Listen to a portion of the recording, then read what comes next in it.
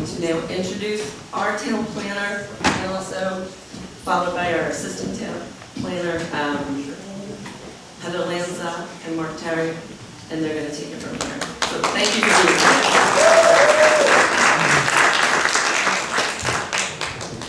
Thank you, Maggie.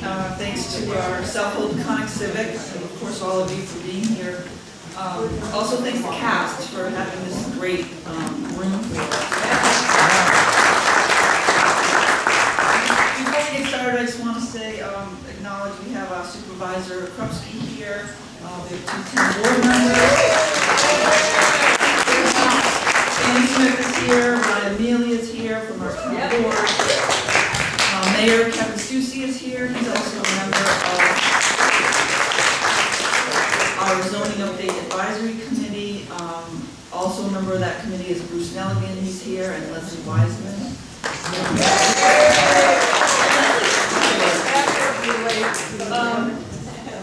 And if I missed anyone, I'm sorry. Oh, we have Jessica from planning is helping us, and if you didn't get a handout, she gave one. So to start, the purpose of this meeting is for you to learn more about Southold Town's zoning update project, and for us to learn what issues are most urgent for you, and what ideas you might have about how zoning might address those issues. Do you know why Southold is still such a great place? A lot of you probably do, because it's people like you who have been actively planning its future since our first comprehensive plan back in the 70s. And this commitment to planning has successfully led to important changes in town zoning and other development rules that kept things pretty good here. A large part of that success, like I said, is due to citizens like you who cared enough to show up to something like this and get involved. One example from the past, the Hamlet stakeholder work. I know there are people in this room who were involved in that back in the 2000s. That accomplished a number of Hamlet-specific goals and set the stage for the work we're doing today. And of course, I know a lot of you participated in our comprehensive plan work, and that provides the foundation for this zoning update project. Now is a pivotal time in our town's history. There isn't much land left anywhere else on Long Island, and it feels like Southold has a bullseye on it for development. Now is when we need to take a hard look at our zoning to make sure we reap the benefits of all these past efforts.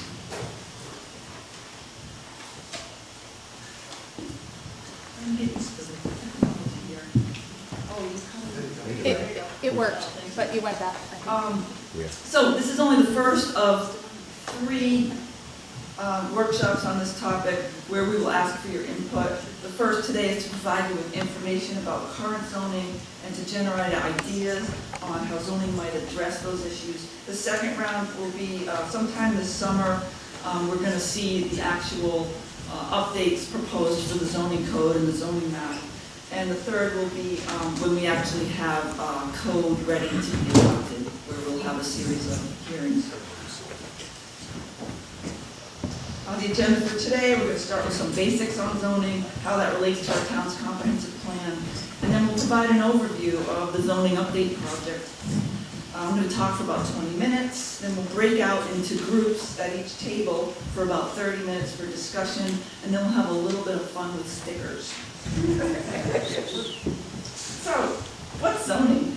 I know many of you already know what that is, but for those who might not know, generally a set of laws that control the physical development of land and the use of property. It regulates where and to what extent uses are allowed. Zoning is made up of 2 parts: a text that describes the laws, that's known as the zoning code, and a map that shows where those laws will be applied, that's our zoning map. The purposes of zoning are to promote the welfare of the community.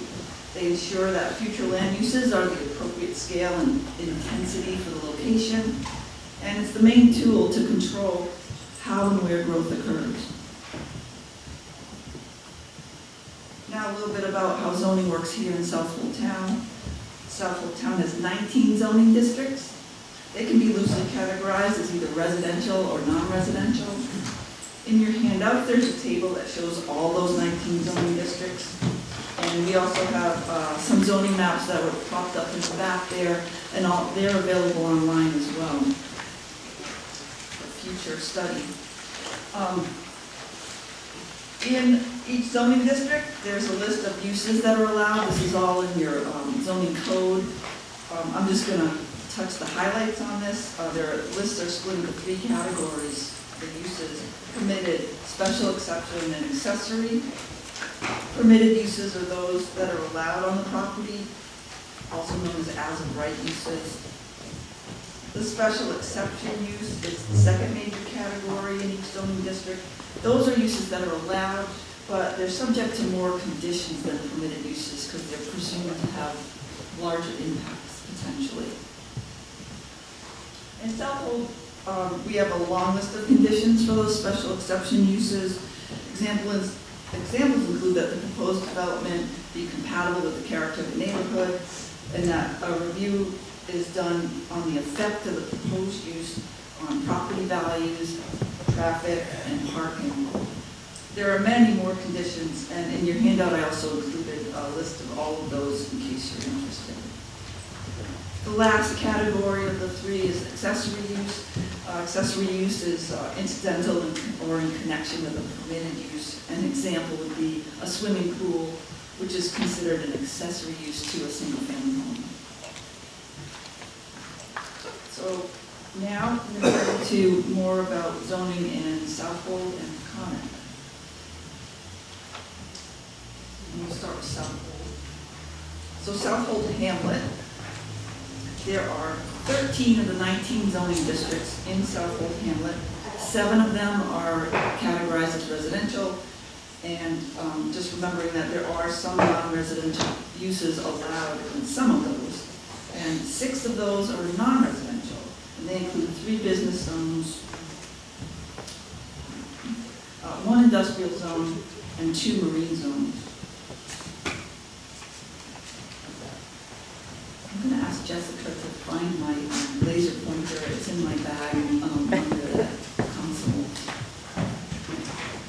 So next we're going to look at a map of Southold Hamlet. And this is, I know, a big picture view. We're going to get into more specifics in a minute. The grayed out areas here are the border with Peconic and the border with Greenport Hamlet. You can see this overview is broad, but a few things jump out at you. So one is Southold has the most R40 1-acre zoning in the town, residential 40 it's called, and it's that pale yellow color. And you can see the gray lines are parceled, and you can see the dense development around here, out onto Bayview, and then up by the Sound. The dark green is protected land, so some of that's farmland, and some of that is protected woodlands, like here. Is that development rights sold? So yeah, the farmland would be development rights sold. I didn't distinguish in the colors on this. The light brown color is known as the AC zone, looks a little orangey here, but that's a 2-acre zoning district that allows both homes and agriculture. The pale orange is 2-acre or residential 80. You can see that scattered about. And most of the other types of zoning and colors are in the center, near the center of the hamlet. And we're going to talk more about those now.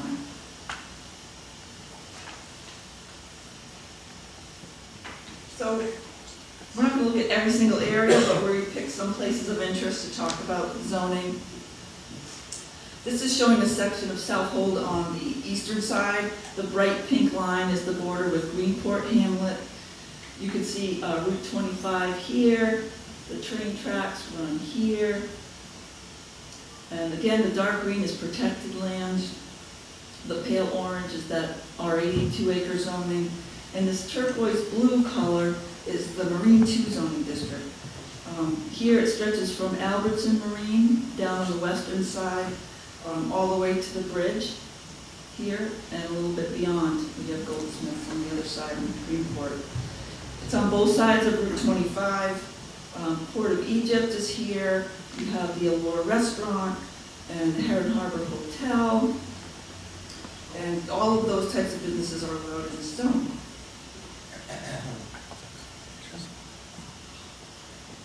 Just a quick aerial view, if that's of interest. You can see the marinas with the boat slips. You can see the marine businesses, the boat storage buildings down here, and it's just interesting to see the aerial, I think.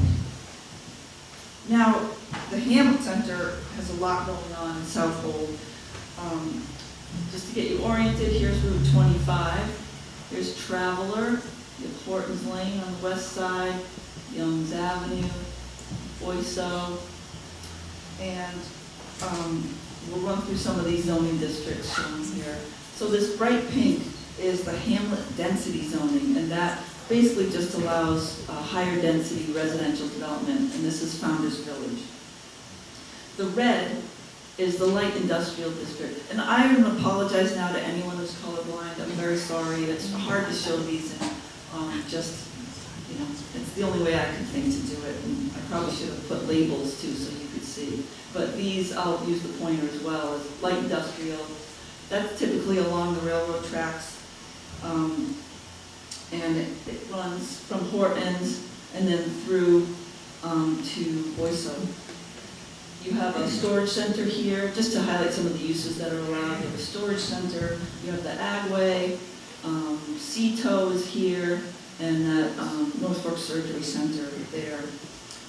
Now, the dark blue, this blue color, is the Hamlet Business Zone. It starts here on Horton's Lane, and it runs along 25 for about a mile. So it's the longest Hamlet business zoning stretch you have in the whole town.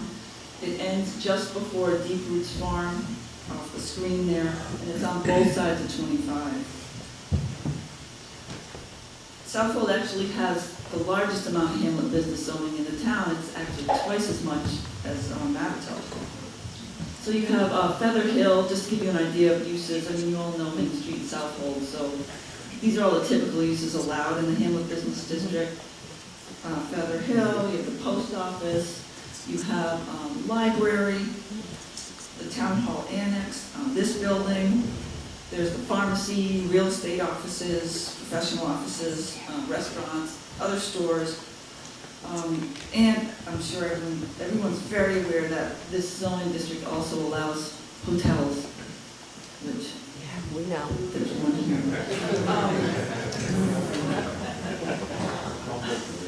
Heading west on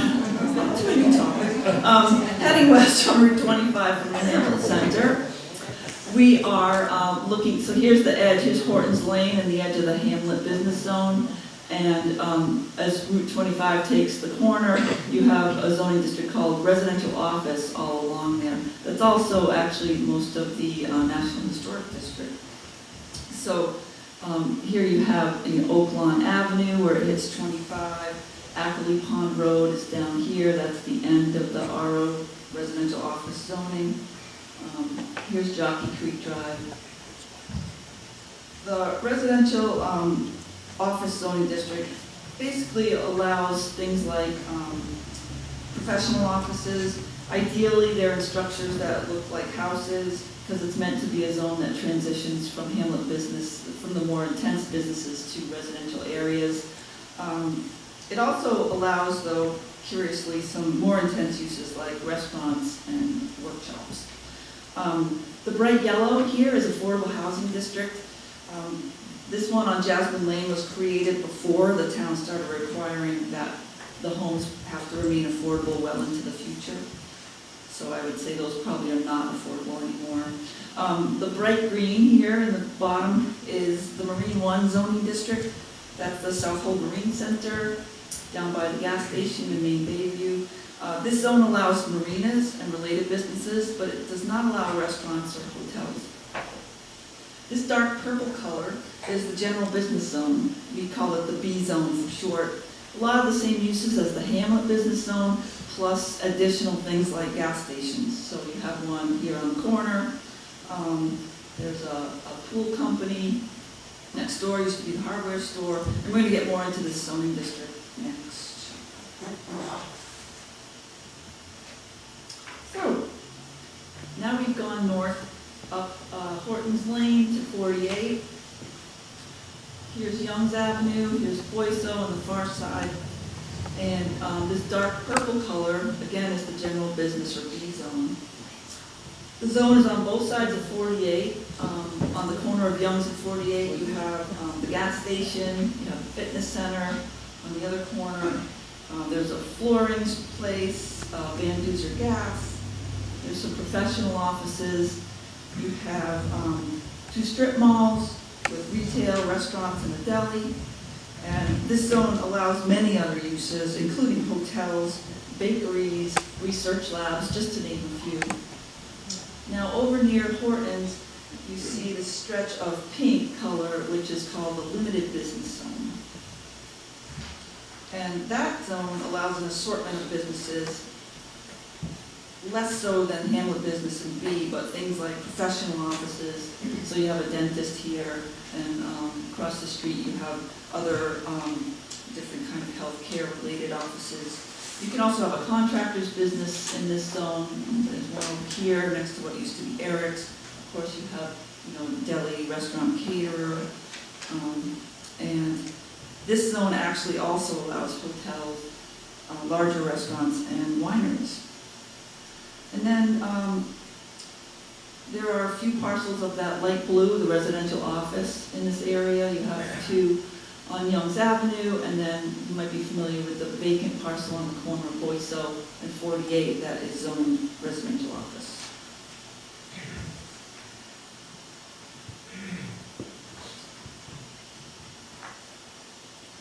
So here is another area of limited business zoning. Now we're over by out on 48, and here's Ackerley Pond Road. Kenny's Road is here. And so when you come to then Kenny's at 48, you have a few different kinds of businesses. There's a irrigation company, there's the North Fork Shack restaurant. Down over by Ackerley Pond Road, you have a couple patches of a limited business. There's the, I'm not sure what it's called now, but Cifarelli's, sorry, what was it, Roskowski's before? It's like a nursery. And that's about it for that area. Oh, and a little bit of light industrial here. And there's, I think, a storage building for Sparkling Point Winery here, and I forget what's in that spot. Now, we're going to move on to the plan. So, and when we get to the end of this, if you have questions about particular places, I can't really talk about specific things that are in for review, like applications, but if you have a question about a property, you can answer questions. So in Peconic, you have 9 of the 19 zoning districts. 5 of them are categorized as residential, and 4 are non-residential. You have 3 business zones and 1 light industrial zone. And the overview of Peconic is really telling. I think it's a lot easier to see make some generalities here. So again, just here is Cutchogue grayed out on the side here, and Southold grayed out on this side. So you can really see the shape of Peconic Hamlet. The dark green is protected land. This light brown color is, especially when you see parcels of this shape and size, are farms, most likely. And I mean, they could be also wooded, and some are, but most of these are farms that are not protected. And I think, and the pale orange color is that R80 2-acre zone. Remember, the pale yellow is, this color is the R40 1 acre. So there's very little R40 in Peconic. But what stands out most to me is you're mostly residential and agricultural, a lot of agricultural proportionally to the development. And there's a lot of unprotected farmland. And just some, looking at just a couple highlights. We have down on Route 25, on the corner of Peconic Lane, there's a stretch of general business B zone. That's the dark purple color here. You have Greenport Harbor Brewing Company, used to be a car dealership at one time, and then you have some other businesses stretching down along 25.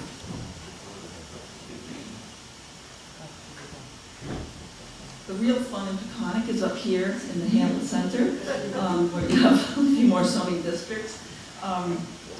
So this is the Hamlet Center. You have Peconic Lane, you have Carroll Avenue, County Route 48 stretching across. Remember, this dark purple color is the general business zone. This is the BP gas station. Remember, the light pink is limited business. Here you have a contractor's yard and some other businesses. In the pink, I think there's a nursery over here, or a landscape business. The red, again, is light industrial here and here. So there's that spot along the tracks. This is the railroad tracks. That is very industrial looking. And then you have the beechwood masonry is in the light industrial zone. You also have some residential office here, and that's that light blue color. And most of these are actually homes and not businesses. And then again, the dark blue is the Hamlet business zone. So it runs, the tracks run right through it. You have some businesses here. This is all residential at this point, and the post office, it's here. But a lot of that zone in Peconic, you don't have a lot of it, and a lot of it has homes instead of businesses, which could be converted at some point. So I just wanted to briefly touch on what other rules control development in the town. So in addition to the zoning district's list of uses, there are other controls for development for non-residential, like a new business or commercial building. The additional requirements include site plan review by the planning board. This involves scrutiny of the details of the project to ensure the site will be functional, safe, and in character with the community. Larger developments receive extra scrutiny from the planning board through the New York State Environmental Quality Review Act. We call that CEQA for short, and it requires the planning board to review projects through the lens of its impacts to the environment. And if a project is located within 100 feet of wetlands or the shoreline, a permit from our Southold Town trustees is required. They are a separate elected board with jurisdiction over wetlands and the shoreline. And there are a few other rules like Suffolk County Health Department and then going to our architectural review committee.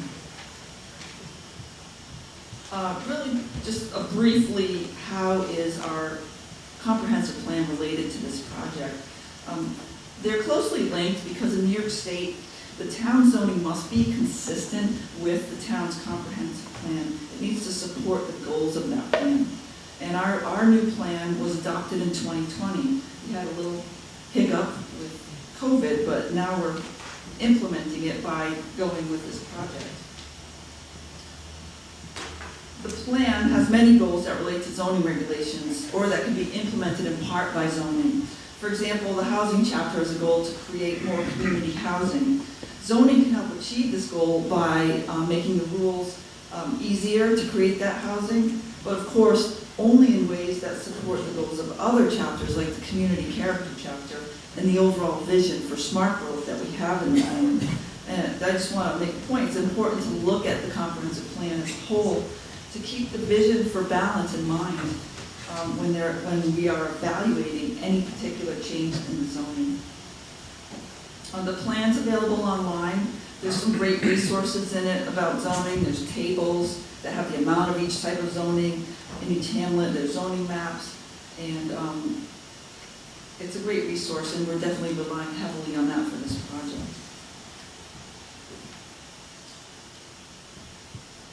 So this project, now that we know more about zoning, this zoning update project is something that is going to update the rules that regulate how every property in the town can be used, and it's going to help shape our community well into the future.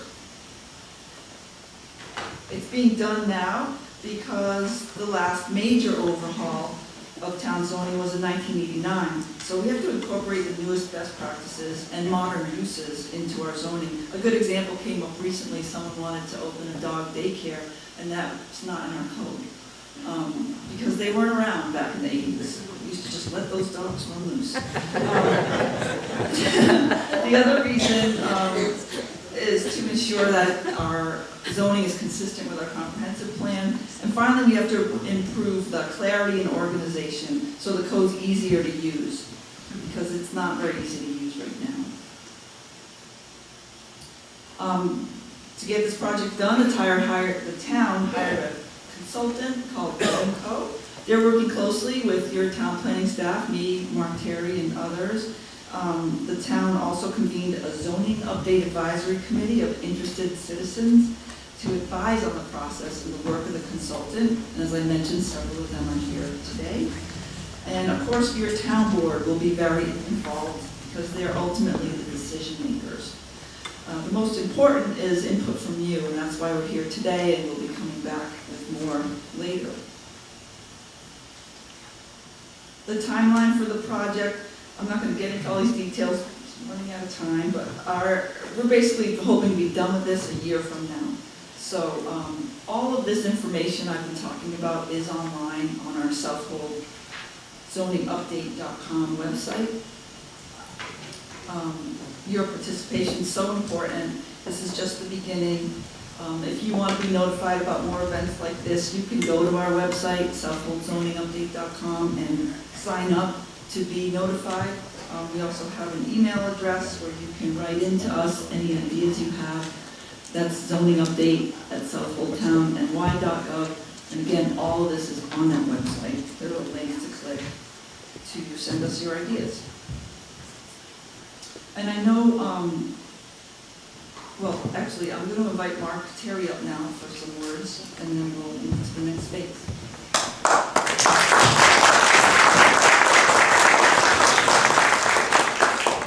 Good mid-morning. I just have a couple comments. I've been with the town for 23 years, and we have planned ourselves into popularity. The way the hamlets have developed in the areas around it is no mistake. We have been pretty aggressive in the planning department, as well as all the other committees and agencies and boards working for you to keep the character of this town the way it is. Not too long ago, there was a CBS proposed a few doors down on the corner parcel across from Feather Hill. The town board instructed the planning department to write a big box legislation law. So we did, and the CBS vanished from the Southold hamlet, and the Southold Pharmacy as a mom and pop has remained intact.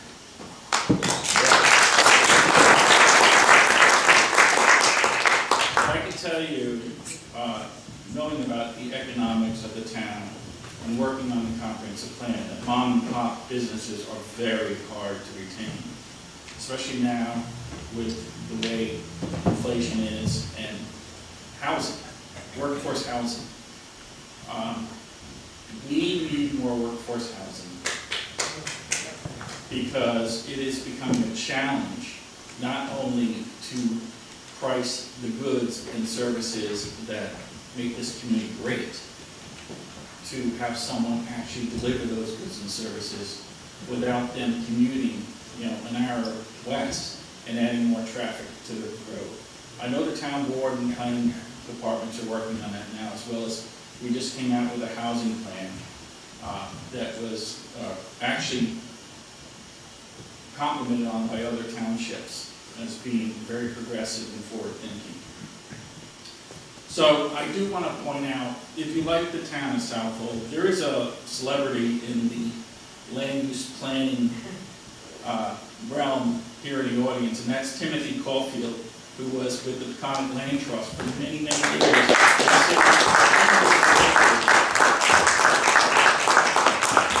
Hundreds of acres of open space, just negotiating with landowners, that this is the right thing to do. And what you will find is there's a lot of allegiance to farmers in this town that want to preserve the thing they love to do, and that's farming. And then the scenic view sheds are a benefit of that to you as you drive down our two scenic byways, State Road 25 and County Route 48. So there are a lot of challenges ahead. I just took a road trip with my 80-year-old mother through the South, and we went to many different places that she enjoyed her life, but I can tell you the development pressure is on. the formula businesses are sprouting up like weeds across other locations, and we are holding the line. So I am very interested in what you guys have to say here. I just want to point out your ideas are very important.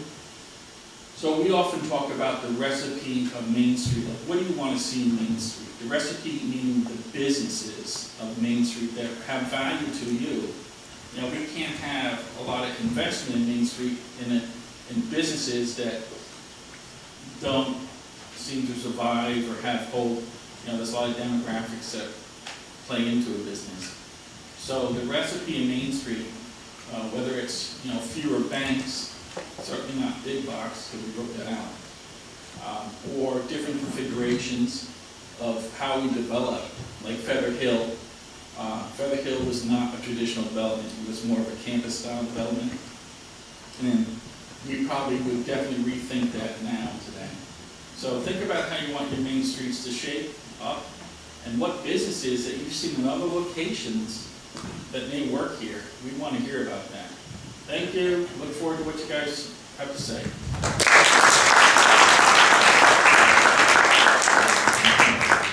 So, the next step is our breakout session.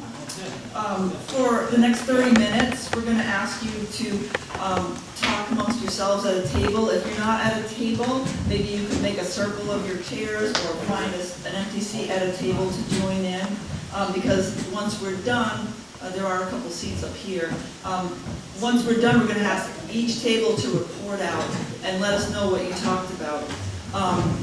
You each have a handout to assist you with this. The front page of it has a list of 12 issues related to our comprehensive goals. And then the second page has ideas about how you could use zoning to address those. And your task is to generate more ideas about how zoning could address issues and concerns. We'd like you to have a discussion on any and all of these. You don't have to go in order. You can come up with additional issues if these are not addressing what you're worried about. The bullet points are just ideas on the second page. You don't have to go in order. You don't have to cover all of them. Think of it as a brainstorming session, and this handout just gives you ideas to get you started. And for each table, we'd like you to have one person record your main points so you can report them out at the end. And again, if there's an issue we haven't mentioned, we have sticky notes on the table. You can write on those and write out what you want. Thank you, helpers. So go ahead and I'll let you know when 30 minutes is up. Thank you.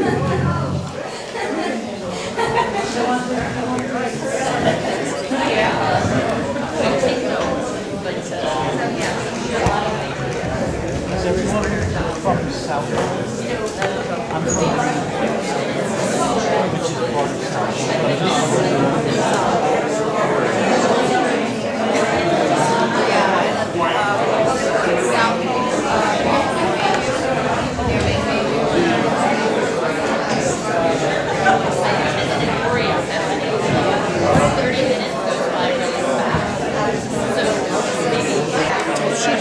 That's too bad for you. That's not nice. It was your investment, you know. It's hard.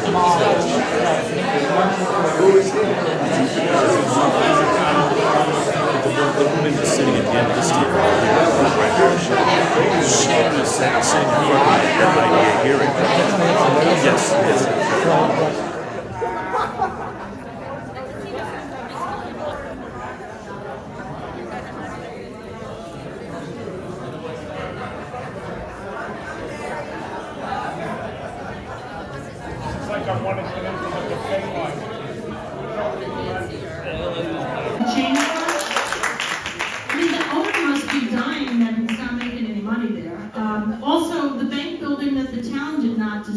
To use for their office space or the jail or whatever they were doing in there.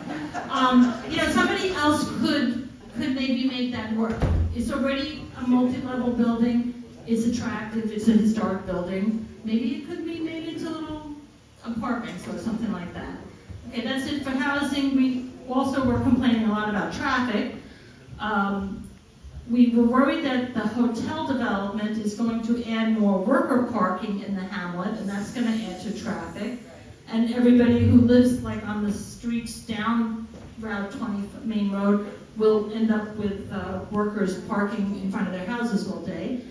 Why aren't we using red light cameras to kind of slow down and make it a little bit easier to cross the striped walkway, which frankly is a crapshoot. You never know if they're really going to stop for you, right? Maybe we could put those embedded lights in the roadway where you press the button and then the lights start flashing, and then the drivers actually might see you when you're trying to get through. A bike lane would be great, although I don't know how to make that happen because the road is too small, it's kind of narrow, and of course you can't be on the bicycle on the sidewalk. Because there was mention that businesses should have bike racks outside their businesses, but if you can't bike into town easily, it's kind of rough. Also, public transportation, could we get maybe a little bit more service from the S92 bus, or maybe from Riverhead to Greenport, that could be more frequent trains going back and forth to, give people some options. Also, maybe the town could just enforce the speed laws a little bit. And you know how they have a car by Oak Lawn all the time during school hours to help the kids get across the street, but I think that's a deterrent. I mean, I definitely slow down when I see a police car. But why not have more of that going on, right here in town, just to make it a little bit safer. The average age of this room is probably my age, and I really think, we are aging and we need more safety issues, safety taken. We need help crossing the street, yes. And then about the hotels, the workforce housing should be part of the deal when you approve a hotel and you say you're going to employ 40 low-income kind of jobs. Well, maybe you have to also build some housing on your property. And also parking for the employees, because frankly, where are they parking? They're not parking with the guests, are they? So again, put only the hotels up on 48 instead of in the downtown area. And the question is, are all the bed and breakfasts in our community, are they all filled up, and do we need more real hotels? Or should we support the local owners who need to get their beds filled up? And then the last thing is communication. How can we stay informed better? I advocated, being part of our civic association. Because frankly, the work that our board does for us is like more than a full-time job for each one of these people. It is very impressive, if you're not a member, to see what they produce every time we have a meeting, even just this stuff here. It doesn't happen by itself. But we need to be able to get information better from the town. Maybe they could have somebody new look at their website and make it easier, or just create like a weekly newsletter that gets sent to every resident in some fashion, mail or email. And this way we can keep up on what's coming up and what decisions have been made. Because frankly, you forget about it for a few weeks, and the next thing you know, the decision is made, and you don't even know that it's already finished. So yes, that was pretty busy for 30 minutes, but I'm happy to hand it over to the next person. That's really great. What table is ready next? I always talk about sea level rise. First of all, we have to have code enforcement. Without that, we have all these codes, you call up and nobody comes to check out the problem. And those codes, having the enforcement, will then enable us to get the fines that will pay for these people. So it's not a matter of having the money, it's a matter of making the money doing it. With the housing, yes, we agree with you about repurposing buildings. We did talk about the ADUs, the accessory dwelling units. Think about adding them to properties as long as they don't go over the 20% lot coverage, which is part of the law. We need absolutely to have percolation of water into our groundwater, because we are not like New York City, who gets their water from reservoirs. We get it from our aquifer. Airbnbs and VRBOs. They do not, they are prolific all over town, and there are websites that we've been told by C.A.S.T that the town could buy into so we could identify them, and those are places that could be workforce housing, as opposed to people coming in for 2 days and disrupting your neighborhood, etc. We really need the data to determine the needs of our workforce housing.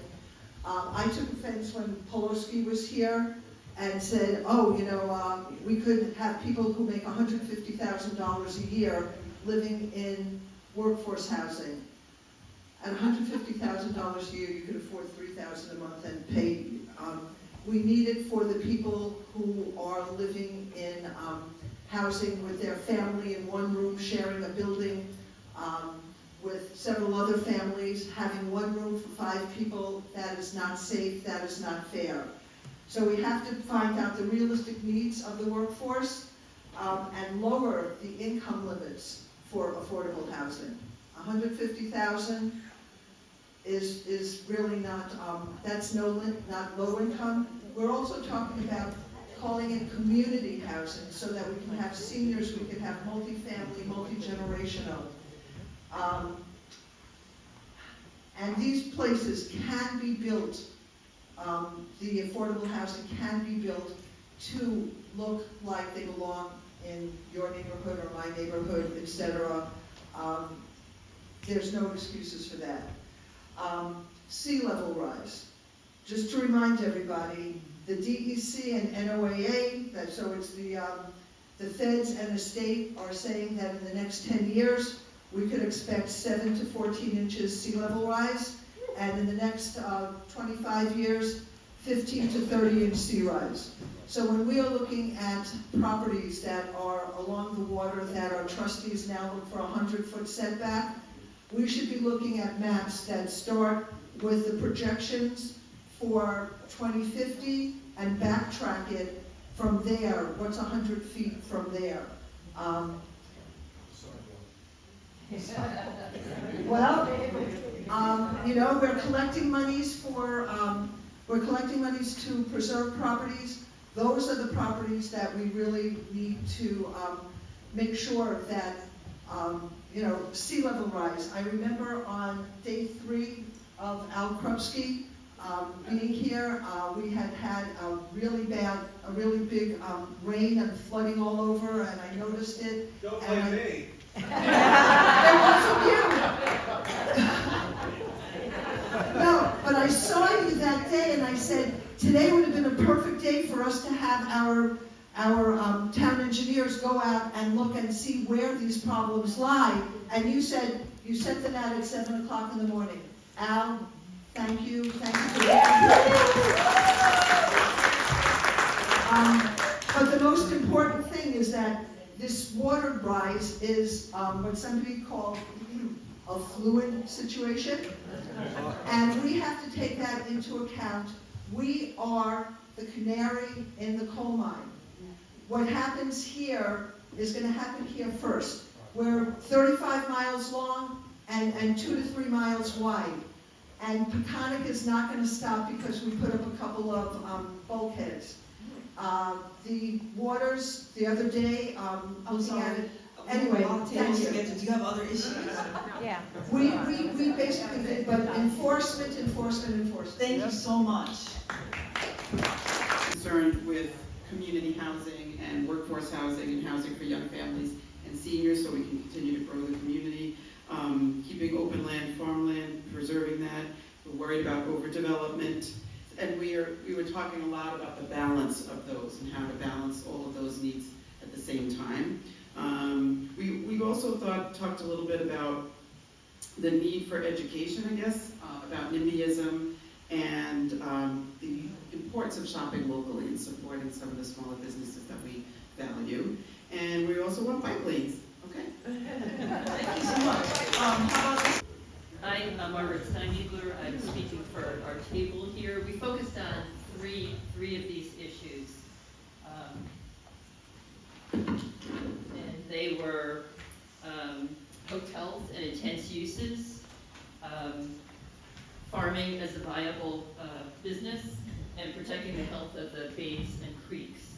So in terms of hotels and intense uses, we thought buffer zoning between an intensive use and residential is needed. Some projects are right up against existing residences, and that's a problem. We think there should be an effort to establish appropriate intensity, perhaps as a function of the lot size, and to reduce the intensity, reduce the allowed intensity. We think that, as Heather described, the various zoning categories allow hotels in a number of different categories, so it's a little hard to be sure where they're allowed and where they're not. So we think the code should be cleaned up so that there's, a use like a hotel or a use like another intense use is only in one category. And I think the consultants might already be doing that. And then finally, we agreed with another table that said there's buildings out there now that could be reused. The code perhaps could encourage the reuse and repurposing of existing buildings and encourage the renovation and preservation of existing buildings and applying them to new uses without adding new buildings. So, that was the hotel piece. Protecting the farming. We recognize that it's a really important part of our economy and our culture. That said, where farming is very close to residences, things do come in conflict. So we were looking for some ideas about how to buffer or mitigate necessary farm operations from adjacent residential areas. We think that development rights protection should be prioritized on lots that are adjacent to existing development rights protected land. So we don't have isolated islands of protected land with slivers of housing developments in between them. We'd like to see a big swaths of continuous protected lands. We talked about more processing on agricultural land, and we agree that it's probably necessary to keep farming a viable business here, but we think it needs to be carefully defined and scrutinized and managed so that it doesn't conflict with adjacent residential areas. But in general, we support some degree of increased operations permitted. And I think that's it for farming. Last category was protecting the health of the creeks and bays. At this point, we were running out of time, but we support the ideas that were noted, including rules about irrigation, lawn area, drought-tolerant vegetation, limiting lawn chemicals, in particular limiting lawn chemicals, and encouraging the use of native plants, and encouraging reduction in lawn irrigation, maybe elimination of lawn irrigation. And lastly, there's currently, I think, code that requires innovative alternative septic systems to be installed with a certain degree of renovation of a business or home. Painful as it may be to those of us contemplating renovations, maybe that threshold should be lowered so that IA systems are required with a less extensive renovation plan. So that's it. Bayview on Hogs Neck. We concentrated on hotels and intense use, farming, and trees. We had concerns as well as some concrete suggestions that we would really like to see implemented.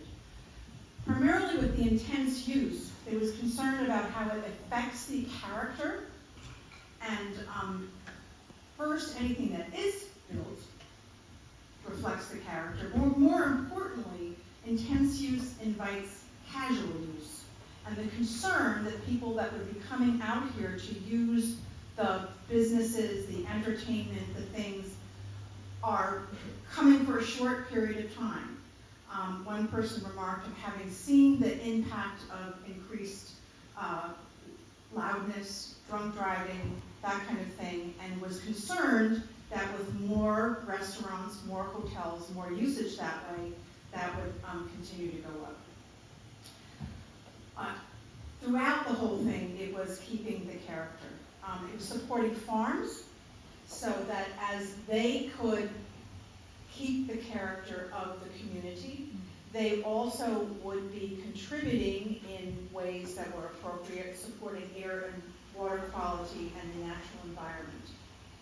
That also led to our concern about some businesses that have been close to clear cutting trees off of their property and then selling the wood off the front of the property, and that there should be some kind of regulation or restriction that even if you buy the property, that there needs to be a way in which it's not clear cut, or if you're building, so much a certain amount of trees need to be left around the building or around the business.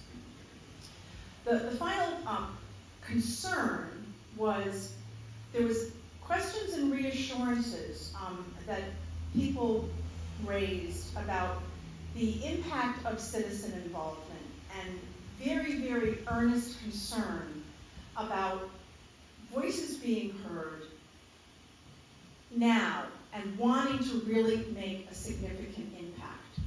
And so I just share that because at our table, people are highly, highly invested.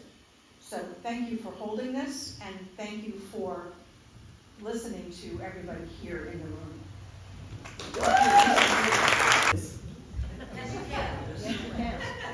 So we did touch on some of the other notes that the other tables brought up, such as the affordable housing. We had a very interesting suggestion on some infrastructure on streets that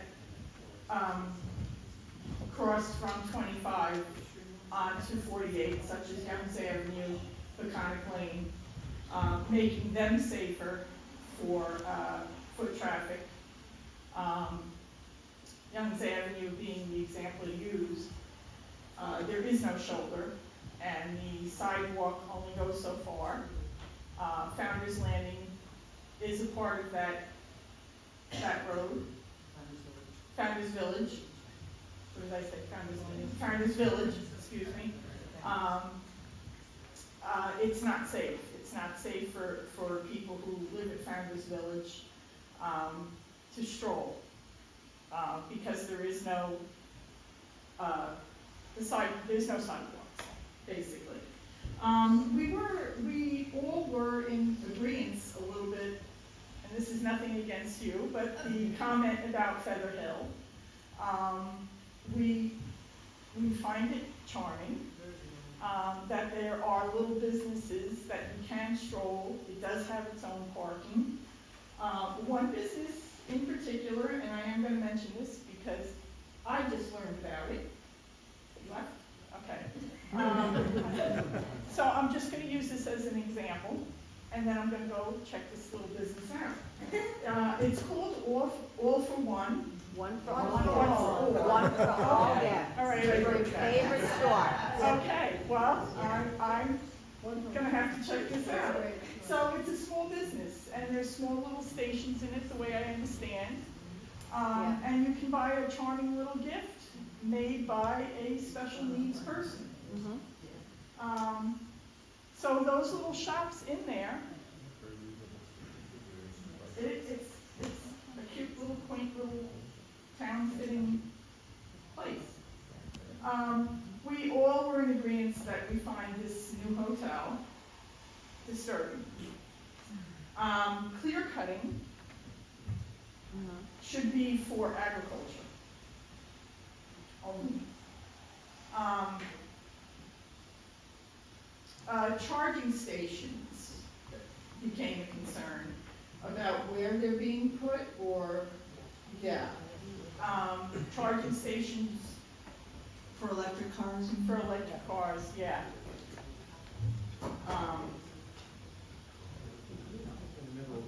Do you want to take that? Yeah.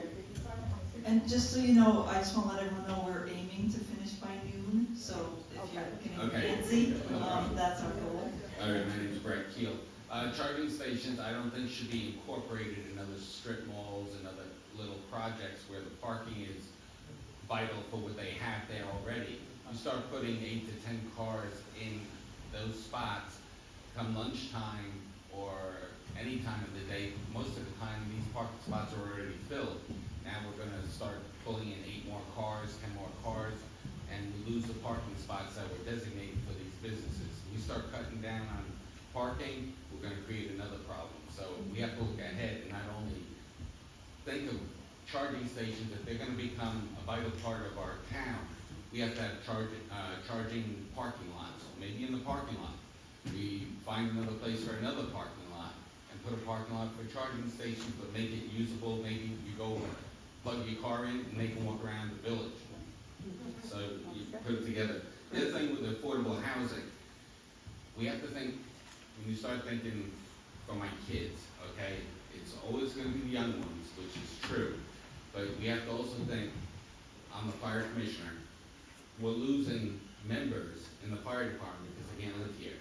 We lose the members and your taxes will double, okay? So it's very important to get affordable housing established and work on that as a priority because without the youth. The other thing too we need, because the change in lifestyle, 90% of the people don't have home phones, hard lines anymore. They all have cell phones. In an emergency situation, you cannot get cell service in a lot of places in Southold town. And no matter what you try, you go into Founders Village, try and make a phone call there. That's 55 and older. They're the ones that are going to be needing a cell somewhere out in the middle of the walk, taking a walk, and they got a call for help. They can't get service.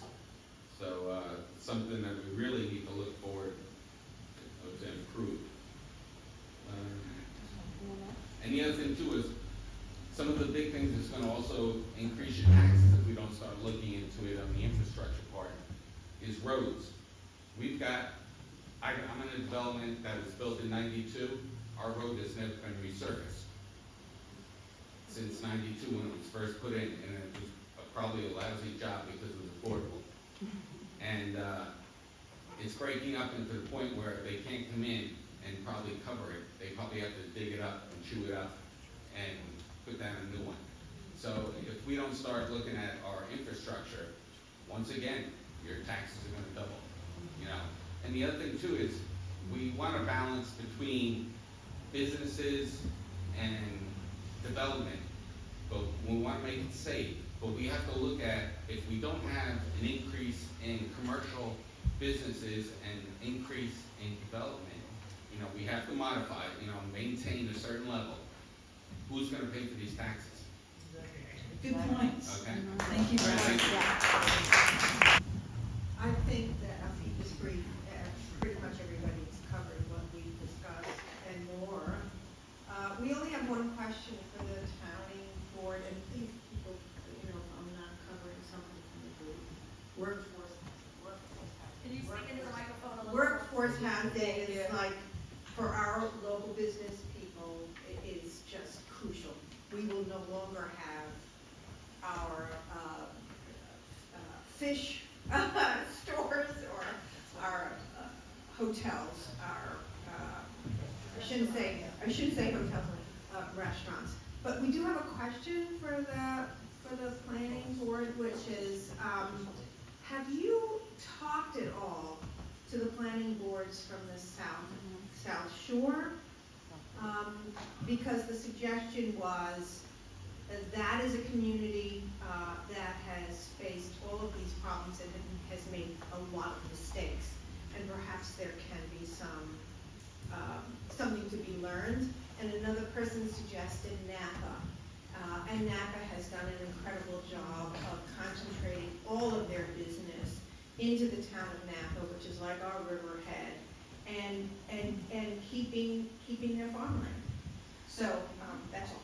Yes, we certainly are in touch with and watching the examples on the. Hi, thank you. We had a lot of the comments that have already been made were part of our discussion. Some of the things that we were concerned with were allowing for the accessory apartments for family and for workforce housing. And some of our zoning districts, one, for example, is RO, that was inadvertently removed. The apartments were removed from RO, and that's a place where there are already apartments and old houses where we could have either accessory buildings or the buildings themselves provide for additional apartments. The other issue, which is on converting of existing accessory buildings to apartments for family or for affordable, creates some significant obstructions and processing that causes a great deal of expense, as well as prevents for the conversion. One being that the building has to have a CO for 5 years, and so it gives you no ability to plan or build a garage in such a way that you could then convert it for family or for affordable. The last issue, which is protecting the aquifer, and that to protect the aquifer is also protecting trees and forestation. So that was a big issue to one of our members. Aside from that, we thank you for having this meeting and look forward, certainly I personally do, to participating in the future. Thank you. Who hasn't gone yet? We talked about preservation of farmland, greater regulation over farmland in general, and water. The other thing, we covered many of the same topics. Hold the mic there. Okay, we covered many of the same topics. You all did. We all share your distress about the fact that the enclaves sort of got up and running without any of us knowing about it, and by the time we knew about it, it was really too late to make any kind of difference. So we would like to know a way to be part of the planning process, zoning process, whatever, a little sooner. That was one thing. And the other was we had this notion that perhaps if we address new development from the point of view of the aquifer, that might be a cohesive way that we could look at things. And it may involve, first of all, becoming more knowledgeable about what is our aquifer, what level of water is there. I'm sure it varies from season to season. How do we determine what is the use, what water use does, and how it depletes the aquifer, and that any new development would need to file a water use statement, and that we would by then have some sort of formula as to how much water use we could manage, and that it would involve engineers, I would think, and environmental specialists to kind of come up with some sort of formula by which we could address new projects. And the zoning would have to say, would have to include, you are in a position to put X amount of drain on the water supply, and yes or no on your project would be based on that. So, anyway. Thank you so much. So, just if everyone wants to take a look at the sticker boards, I always think this is interesting how it turns out. Looks like no surprises there. Regulation of hotels and other intense uses. Looks like one of the high scorers. You have housing, of course, farming, and also water quality. And for those of you who might have other ideas and didn't get a chance to talk, we have a website here. We also have an email address, and that email comes right to me. If you have other ideas you want to send in, please do. That's zoning_update@southoldtownny.gov. Thank you so much for your participation.